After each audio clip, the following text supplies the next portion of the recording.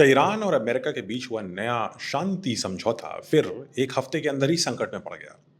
चलिए जानते हैं स्टोरी के बारे में। स्ट्रेट ऑफ हॉर्मूज से गुजर रहे एक कार्गो शिप पर हमले होने की खबर सामने आई है। रिपोर्ट्स के मुताबिक Singapore flagged cargo ship ever lovely पर ओमान के तट के पास एक जबरदस्त प्रोजेक्टाइल से हमला किया गया। हमले में जहाज के ब्रिज को नुकसान पहुंचा, लेकिन किसी इंसान के हताहत होने की सूचना अभी तक तो नहीं है।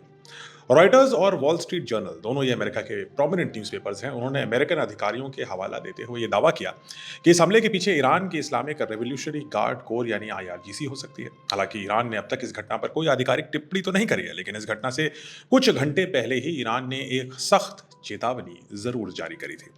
ईरान का कहना था कि जो जहाज तेहरान द्वारा निर्धारित समुद्री रूट्स का पालन नहीं करेंगे, उनकी सुरक्षा की जिम्मेदारी ईरान की नहीं होगी। ईरान की पर्शियन गल्फ स्टेट अथॉरिटी ने भी कहा कि अनऑथराइज रूट से गुजरने वाले जहाजों के किसी भी परिणाम की जिम्मेदारी शिप ओनर्स, ऑपरेटर और कैप्टन की होगी, ईरान की नहीं।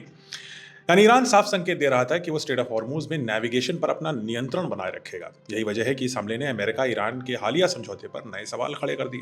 दरअसल पिछले हफ्ते ही अमेरिका और ईरान के बीच एक अंतरिम इंटरिम अग्रीमेंट हुआ था, जिसका उद्देश्य था कि महीनों से चल रहे संघर्ष को रोकना है और स्टेट ऑफ हॉर्मूज में सुरक्षित शिपिंग को दोबारा लौटाना है। लेकिन अब अगर इस हमले में ईरान की भूमिका साबित होती है, तो ये उस समझौते की पहली बड़ी अग्नि परीक्षा होगी। इस घटना का असर सिर्फ अमेरिका और ईरान तक सीमित नहीं रहेगा। यूनाइटेड नेशंस की इंटरनेशनल मैरिटाइम ऑर्गेनाइजेशन यानी आईएमओ ने गल्फ से जहाज़ों को सुरक्षित निकालने के लिए शुरू किया गया अपना इवैक्यूएशन प्रोग्राम फिलहाल सस्पेंड कर दिया है। आईएमओ का कहना है कि पहले ये सुनिश्चित किया जाएगा कि समुद्री मार्ग अभी भी सुरक्षित है। उधर अमेरिका के सेक्रेटरी ऑफ स्टेट यानी इनके नंबर 3 अधिकारी मार्को रूबियो ने पहले ही चेतावनी दी थी कि अगर ईरान ने स्टेट ऑफ हॉर्मूज में शिपिंग को बाधित किया तो इसके परिणाम गंभीर होंगे। लेकिन अब सबसे बड़ा सवाल यही है, क्या ये सिर्फ एक अलग-थलग, एक आइसोलेटेड घटना है या फिर मिडल ईस्ट में तनाव एक बार फिर बढ़ने वाला है? कमेंट्स बताइए, क्या आपको लगता है कि ईरान ने इस सिंगापुर फ्लैग शिप पर हमला किया?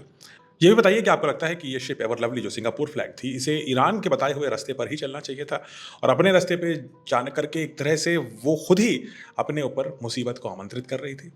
या फिर आपको लगता है कि ईरान को इस पूरे समझौते के जो 60 दिन हैं, कम से कम उस पीरियड में किसी भी शिप को, चाहे वो उनके बताए रास्ते पे जाए या ना जाए, उसे आवागमन करने की छूट देनी चाहिए?